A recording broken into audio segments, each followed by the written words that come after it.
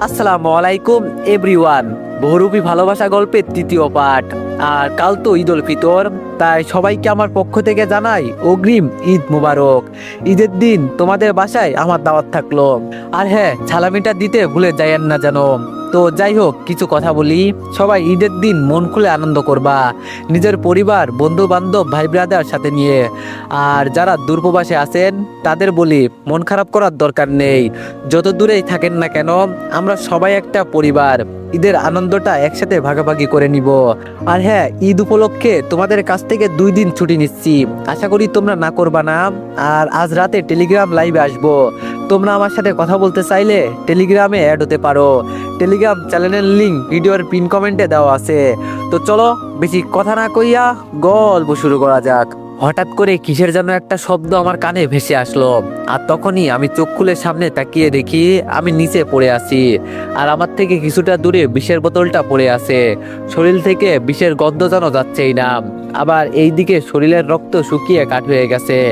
এখান থেকে উঠে যে বাসায় যাব এই শক্তিটাও নেই। আমাকে যেভাবেই হোক বাঁচতে হবে।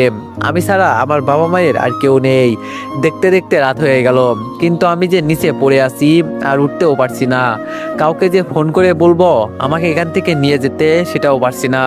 কারণ আমার ফোন আর মানিব্যাগ সহ ঋতু নিয়ে পালিয়েছে। হঠাৎ করে পাশে একটা লাঠি দেখতে পারলাম। কোনো মতে ওইটার কাছে এনে ধীরে ধীরে দাঁড়াতে লাগলাম। আগে মুরব্বীরা প্রশ্ন করতো, বলতো বাবা, মানুষের 3 পা কখন হয়? তখন বলতাম, মানুষের আবার 3 পা আছে নাকি? তখন তারা বলতো, যখন বুড়ো হয়ে যাবে তখন তোমার 3 পা হবে, এখন তুমি এটা বুঝবে না। তবে আজকে আমি সত্যি সত্যি বুঝতে পারছি মানুষের কোন সময় 3 পা হবে। লাঠির সাহায্যে বাসার বাইরে গেলাম। আর বাসার সামনে ছোট্ট একটা সুইমিং পুল দেখতে পারলাম। ধীরে ধীরে ওখানে নেমে গেলাম। শরীরটা আজকে অনেক ক্লান্ত হয়ে আছে। আগে মাথা ঠান্ডা করি, পরে চিন্তা করি কি করা যায়। কিছুক্ষণ পানিতে থাকার পর মনে হলো যেন শরীরে কিছুটা শক্তি ফিরে এসেছে।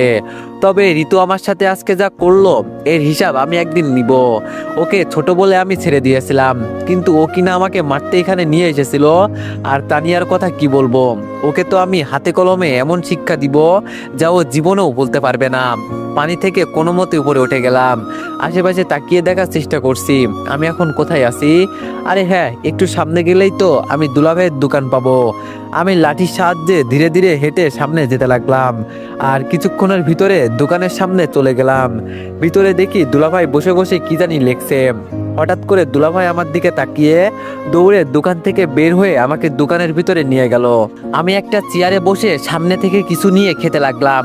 দুলাভাই আমাকে প্রশ্ন করলো, তোমার শরীরে যে এত আঘাত কেন? আর দেখে মনে হচ্ছে তোমাকে কেউ মেরেছে। আমি একটু পানি খেয়ে শান্ত হয়ে বসে বললাম, মানুষে আমাকে আর কি মারবে বলেন? আমাদের ঘরের ভিতরেই তো শত্রুর অভাব নেই। দুলাভাই আমার দিকে তাকিয়ে বলল, কি বলছো এসব তুমি? আমি বললাম, আমাকে আর কেউ মারে নাই দুলাভাই, আজকে আপনার মেয়ের জন্য আমার এই অবস্থা। এত ভালোবাসি আমি তানিয়াকে, কখনো ওকে আমি বাজে নজরে দেখি নাই। ও আমার বড় বোনের মেয়ে। আমি কি ওর কোনো ক্ষতি করেছি? এরপরও ও আমাকে আজকে মারতে নিয়ে গিয়েছিল। ভাগ্য ভালো যে বেঁচে ফিরেছি। দুলাভাই বলল, কি করেছে আমার মেয়ে, আমাকে একটু বুঝিয়ে বলো। আমি এক এক করে দুলাভাইকে সবকিছু বললাম। সবকিছু শুনে দুলাভাই বলল, এতটা খারাপ হয়ে গেছে আমার মেয়ে যে কিনা তার মামাকে মারতে গিয়েছিল। আর ঋতুকে আমি ভালো মেয়ে মনে করতাম, আর ও কিনা। আমি বললাম, বাদ দেন দুলাভাই, এখন আমি আর এইসব শুনতে চাই না। দুলাভাই আমাকে ধরে বলল, হাসপাতালে চলো, এখন তোমার ট্রিটমেন্টের দরকার। আমি বললাম, তার আর দরকার নেই দুলাভাই, আজকে রাতের ট্রেনে আমি আমার দেশের বাড়ি চলে যাব। আর কখনো হয়তো এখানে আসা হবে না। দুলাভাই মন খারাপ করে বলল, যা কিছু হয়েছে এর জন্য আমি তোমার কাছে মাপ চাইছি। আমি তোমাকে কথা দিচ্ছি, এর বিচার আমি নিজাতে করব। আমি বললাম, থাক দুলাভাই, আপনাকে আর কিছু করতে হবে না। শুধু তানিয়াকে একটু বুঝিয়ে বলবেন এইসব করা ভালো না। আর আপুকে বলবেন না আমি কোথায় আছি। আমি যে আজকে বাসায় চলে যাব, আপুকে কিছু বলবেন না। দুলাভাই বলল, দেখো রিফাত, আমি বলছি তো আমি এর বিচার নিজাতে করব। আমাকে কিছু সময় দাও, তোমার পাগলামো করতে হবে না। আমি দুলাভাইয়ের হাত ধরে বললাম, কয়েকদিন আগে তানিয়াকে আপু খুব মেরেছে, কিন্তু ও কিছু বোঝে নাই, উল্টা আমার উপর প্রতিশোধ নেওয়ার জন্য এসব করছে। আপনার হয়তো ভাই আছে, মেয়ে আছে, কিন্তু আমার বাবা মায়ের আমি ছাড়া কেউ নেই। আমার বাবার বয়স হয়ে যাচ্ছে, আমি মারা গেলে ওনার কি হবে? আজকে তো মৃত্যুর হাত থেকে বেঁচে আসছি, আপনার মেয়ে আর ঋতু তো ধরেই নিয়েছে আমি মারা গেছি। আমি কেমন মানুষের কাছে থাকি যেখানে আমার নিজের ভাগ্নি আমাকে মারতে চাই। থাক, আমি আর কিছু বলবো না। আপুকে আমার সম্পর্কে কিছু বলবেন না, কয়েকদিন গেলে পরে বলবেন আমি বাসায় চলে গেছি। আমি আর এই শহরে থাকতে চাই না। ভালো থাকবেন দুলাভাই আপনি। একটু পর এখান থেকে একটা ট্রেন যাবে, ওইটা দিয়ে চলে যাব। দুলাভাই আর কিছু না বলে চেয়ারে ধপ করে বসে পড়লো। কিছুক্ষণ চুপ থেকে দুলাভাই আমাকে বলল, আমি তোমাকে জোর করব না, তবে এই পিচ্চি মেয়েগুলো তোমার সাথে এমন কিছু করবে আমি ভাবতেও পারি নাই। আমি ওদের একটুও ছাড় দিব না। তানিয়া আমার মেয়ে তো কি হয়েছে? আমি বললাম, থাক দুলাভাই, ওকে কিছু করবেন না। তানিয়া এখনো হয়তো এত কিছু বোঝে না, তবে আমি শুধু এটুকুই জানতে চাইবো, আমি ওর কি এমন ক্ষতি করেছি যার জন্য আমাকে মারতে চাই? শুধু এই পর্যন্ত, আর কিচ্ছু না। দুলাভাই আমার হাতে একটা টাকার বান্ডিল দিয়ে বলল, এটা রাখো, যদি কোনোদিন দরকার হয় আমাদের মনে করবে, ঠিক আছে? আমি বললাম, আপনি অনেক ভালো মানুষ দুলাভাই, তবে আপনার কাছে আমার একটাই অনুরোধ, আমার আপুকে একটু নজরে রাখবেন, আপুকে কখনো কষ্ট দিবেন না। আমি আসি দুলাভাই, ভালো থাকবেন। দুলাভাইকে এই কথা বলে দোকান থেকে বের হয়ে গেলাম। এই শহরের মানুষগুলো খুব নিষ্ঠুর, ঋতুর হাত একটুও কাঁপে নাই আমাকে মারতে। আর কিছুক্ষণ আমি চোখ খুলে রাখলে ও হয়তো আমাকে জায়গায় খুন করে দিত। যাক, যা হয়েছে এখন আর এত চিন্তা করে লাভ নেই, তবে সময়ের সাথে আমি এর হিসাব সুদে আসলে বুঝিয়ে দিব। ধীরে ধীরে হেঁটে স্টেশনে চলে গেলাম। ট্রেন আসতে আরো 20 মিনিট বাকি আছে। কাউন্টারে গিয়ে একটা টিকিট কেটে নিলাম। কিছুক্ষণ অপেক্ষা করার পর ট্রেন চলে আসলো। অবশেষে তাহলে আমি আমার বাড়িতে চলেই যাচ্ছি। কতদিন পর বাবা মাকে দেখবো, ভাবতেই মনটা ভালো হয়ে গেল। আমার জীবনে কি আছে কি নাই তা নিয়ে ভাবি না। বাবা মা আমার কলিজার টুকরো। আমার এখনো মনে হয় আমাকে যখন সাপে কামড় দিয়েছিল তখন আমাকে হাসপাতালে নিয়ে যাওয়ার মতো টাকা ছিল না আমার বাবার। তখন আমার বাবা নিজের শরীরের রক্ত বিক্রি করে আমাকে চিকিৎসা করিয়েছে। আম্মুর কথা আর কি বলবো, যিনি সবসময় আমার পাশে ছায়ার মতো পড়ে থাকতেন। কি আছে আমার জীবনে? সারা জীবন কাজ করব, তাও বাবা মাকে শান্তিতে রাখবো। সিটে বসে কখন যে ঘুমিয়ে গেছি বলতেও পারি না। যখন ঘুম ভাঙলো তখন দেখি আর 2টা স্টেশন গেলেই আমি আমার গন্তব্যের জায়গায় পৌঁছে যাব। বসে বসে চিন্তা করছি, আচ্ছা ছোটবেলায় যে আমি আমাদের পাশের বাসার একটা মেয়েকে পছন্দ করতাম, ও কি আজও বাড়িতে আছে নাকি চলে গেছে? তবে এই মেয়েটাকে শুধু ছোটবেলায় দেখছি, কিন্তু যখন ও বড় হয়েছে তখন ওর বাবা ওকে শহরে পাঠিয়ে দেয়। এরপর ওর সাথে আমার আর দেখা হয় নাই। তবে যদি ওকে একবার সামনে পাই বলেই দিব যে আমি ওকে পছন্দ করতাম। আগের দিনগুলো কতই সুখের ছিল, আর বড় যত হচ্ছি ততই যেন দিন দিন টেনশন বেড়েই যাচ্ছে। আমি আমার স্টেশনে এসে নেমে গেলাম। না জানি বাসায় গেলে আম্মু আমাকে কি করে। শরীরে যে আঘাত আমার, আম্মু দেখলে তো বেহুশ হয়ে যাবে। অন্ধকারের মাঝে চাঁদের আলোয় হাঁটতে বেশ ভালোই লাগছে। দোকান থেকে হালকা করে কিছু কিনে একটা অটোতে উঠে গেলাম। তবে এখন আমি বাসায় যাব ঠিকই, কিন্তু কাউকে কিছু বলবো না। চুপচাপ আমি আমার রুমে গিয়ে ঘুমিয়ে পড়বো। আমার রুমে ছোট্ট একটা জানালা আছে। ছোটবেলায় যখন আমি রাত করে বাসায় আসতাম তখন আমার বাবা আমাকে খুব মারতো। এজন্য বুদ্ধি করে আমি আমার জানালার কাছে একটা ফুটো করছিলাম, যাতে আমি আমার জানালা খুলে ভিতরে প্রবেশ করতে পারি আর বাবাও কিছু বলতে না পারে। অটো থেকে নেমে বাসার সামনে চলে গেলাম। অনেকদিন পর আমি আমার গ্রামটাকে দেখলাম, মনটা যেন জুড়িয়ে গেল। চাঁদের আলোয় সবকিছু যেন জল জল করছে। আমি আমার রুমের কাছে গিয়ে জানালা খুলে ফেললাম। ধীরে ধীরে রুমে ঢুকে গেলাম। রুমের লাইটটা অন করতেই দেখি আমার রুমটা একদম পরিষ্কার পরিচ্ছন্ন করা। আমি বুঝেছি আমার ছোট বোন আমার রুমটা সবসময় পরিষ্কার করে রাখে। কাপড় চেঞ্জ করে রুমের লাইটটা বন্ধ করে ঘুমিয়ে গেলাম। সকালে দরজার কটকট আওয়াজে ঘুম ভাঙলো। বাইর থেকে আম্মু বলছে, চোরের বাচ্চা চোর, তুই আমার ছেলের রুমে কি করিস? তাড়াতাড়ি রুমের দরজা খোল, নইলে তোর খবর আছে। আমি কথা দিচ্ছি, তুই পালিয়ে না গেলে দরজা খুলে দিস, তাহলে হয়তো বেঁচে যাবি, নইলে আমি তোরে গুলি করে মারবো। আম্মুর কথা শুনে হাসতে লাগলাম। আমি বিছানা থেকে উঠে দরজার কাছে চলে গেলাম।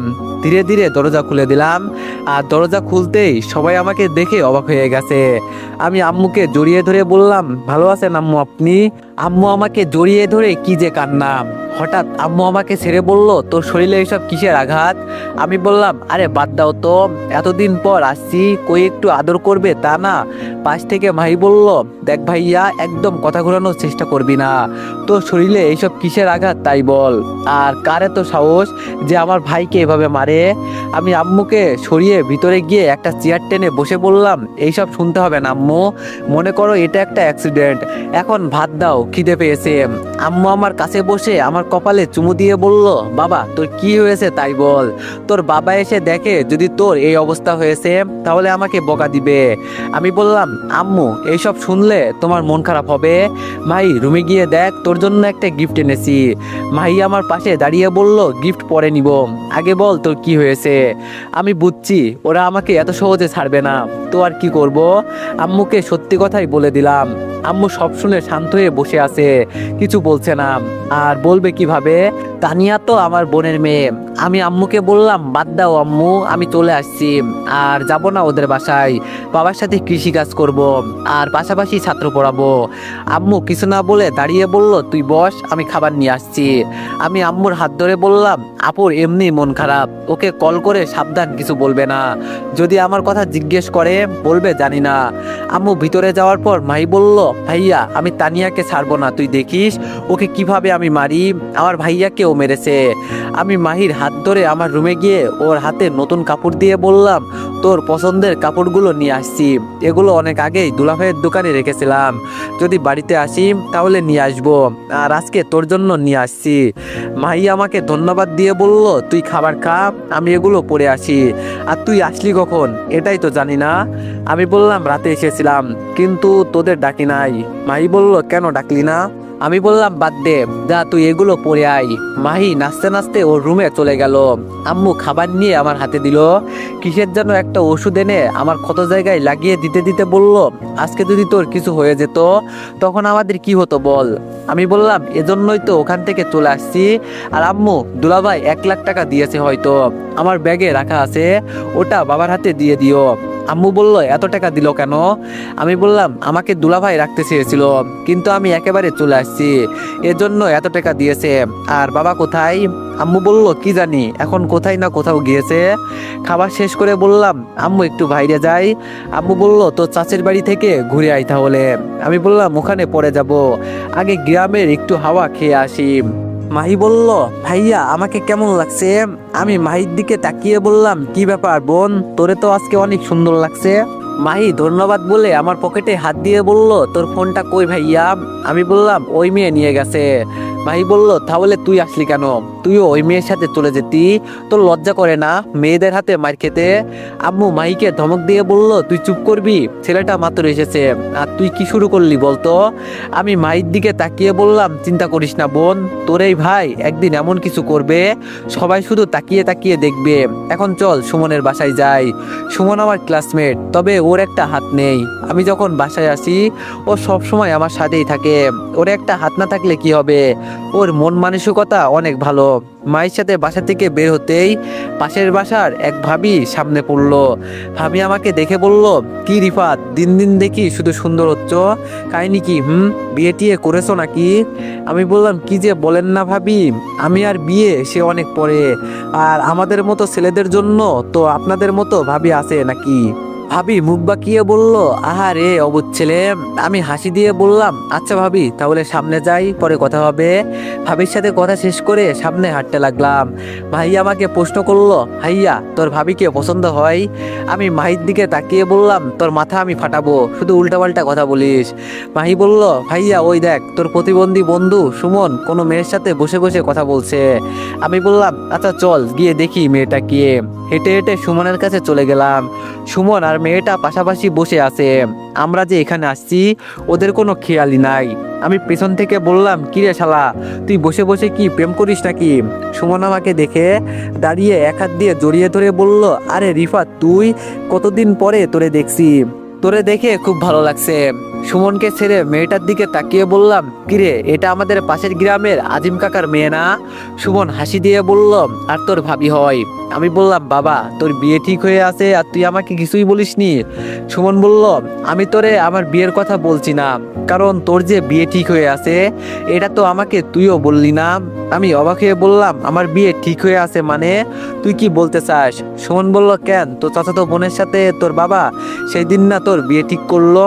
আমি মাহির দিকে তাকিয়ে বললাম, কিরে মাহি, সুমন কি ঠিক কথা বলছে? মাহি মাথা নিচু করে বলল, আম্মু তোর এই বিষয়ে কিছু বলতে না করেছে। রাগে আমার শরীর ফেটে যাচ্ছে। আমাকে না বলে আমার বিয়ে ঠিক করেছে। আমার চাচাতো বোনের স্বভাব চরিত্র ভালো না। এই মেয়েকে তো আমি জীবনেও বিয়ে করব না। দরকার হলে সারা জীবন কোনো বিয়েই করব না, তাও এই মেয়েকে বিয়ে করা যাবে না। আমি সুমনকে বললাম, আমার বিয়ে আর আমি জানি না, তোরে কি বলবো বল। আচ্ছা এইসব বিষয়ে পরে কথা বলি, তোর বিয়ে কত দূর গেল এটা তো বললি না। সুমন মেয়েটার হাত ধরে বলল, বিয়ের সব কাজ শেষ, এখন শুধু তুলে আনবো। আমি মেয়েটাকে উদ্দেশ্য করে বললাম, তুমি তো জানো আমার বন্ধুর আগে থেকে একটা হাত নেই, বিয়ের পর তুমি ওর সাথে থাকতে পারবে তো? মেয়েটা আমাকে বলল, ও হয়তো আপনার বন্ধু হতে পারে, কিন্তু আমি ওর বিয়ে করাবো। আর আমি আমার স্বামীকে ছেড়ে কোথায় যাব? আমি একটা হাসি দিয়ে বললাম, পারফেক্ট একটা মেয়ে পেলি তুই। আচ্ছা তোরা কথা বল, আমাকে এখন বাসায় যেতে হবে, বাবা হয়তো চলে আসছে। সুমন বলল, আমাদের বাসায় চল, এতদিন পর আসলি আর আমাদের বাসায় যাবি না? আম্মু তোরে দেখলে খুব খুশি হবে। আমি বললাম, অন্য একদিন যাব সুমন, বাড়িতেই তো আছি, দেখা তো হবেই। মাই চল। রাস্তা দিয়ে হেঁটে যেতে যেতে মাইকে বললাম, তুই আগে বাসায় চল, আমাকে না বলে বাবা আমার বিয়ে ঠিক করে ফেলে আর তুই কিছুই বলিস না, আজকে বাসায় গিয়ে তোরে বানাবো। মাহি মুখ বাঁকিয়ে বলল, বাবাকে কিছু বলতে পারবে না, আসছে আমাকে মারতে। আমি বললাম, তুই আমার বোন নাকি শত্রু? মাহি বলল, তোর যেটা মনে হয়। এখন কথা না বলে বাসায় চলতো। মাহি আর আমি বাড়িতে চলে আসলাম। বাড়ির ভিতরে গিয়ে দেখি বাবা সহ আমার চাচাতো ভাই রাসেল চেয়ারে বসে আছে। বাবা আমাকে দেখে আমার কাছে এসে আমাকে জড়িয়ে ধরে বলল, বাবা তুমি কেমন আছো? আমি বললাম, এই তো বাবা, আলহামদুলিল্লাহ ভালো আছি, আপনি ভালো আছেন? বাবা বলল, আগে ভালো ছিলাম না, কিন্তু এখন তোমাকে দেখে আমার বেশ ভালোই লাগছে। আমি বাবাকে ছেড়ে রাসেল ভাইয়ার সামনে গিয়ে দাঁড়িয়ে বললাম, ভাইয়া আপনি ভালো আছেন? রাসেল ভাই আমাকে দেখে একটা হাসি দিয়ে বলল, এই তো ভালো আছি, তুই ভালো আছোস? আমি বললাম, রাসেল ভাই আমাকে ওনার পাশে বসিয়ে বলল, বস এখানে, তুই, তোর সাথে আমার কিছু কথা আছে। আমি রাসেল ভাইয়ার কথা শুনে ওনার পাশে বসলাম। এবার আমার বাবা বলা শুরু করলো, রিফাত তোরে না জানিয়ে আমরা একটা সিদ্ধান্ত নিয়েছি, সবকিছু ঠিকঠাক আছে, এখন শুধু তুই হ্যাঁ বললেই হবে। আমি কিছু হলেও বুঝেছি আমার বাবা আমাকে কি বলতে চাইছে। তবে আমার জানা মতে বাবা এই বিয়েতে রাজি ছিল না, কিন্তু হঠাৎ করে কি এমন হলো যে বাবা একেবারে হ্যাঁ বলে দিল। বাবা আমার দিকে তাকিয়ে বলল, রিফাত আমি তোরে কি কথা বলছি শুনলি তো? আমি বললাম, কি হয়েছে, আমাকে তো বুঝিয়ে বলতে হবে নাকি? তাহলে না হয় আমি কিভাবে বুঝবো? বাবা বলল, আসলে বাবা আমরা সবাই মিলে তোর বিয়ে ঠিক করেছি তোর চাচাতো বোনের সাথে। ভাবলাম নিজের বাড়ির মেয়ে নিজের ঘরেই নিয়ে আসি। আর আমি জানি তুই আমাদের মুখের ওপর কোনো কথা বলতে পারবি না, তাও এখন শুধু তোর বদ প্রকাশের বাকি আছে, তুই কি বলিস? এবার আমি দাঁড়িয়ে বলতে শুরু করলাম, তো এভরিওয়ান, নেক্সট পার্ট খুব শীঘ্রই আসবে। আর আবারও সবাইকে জানাই অগ্রিম ঈদ মুবারক। ধন্যবাদ।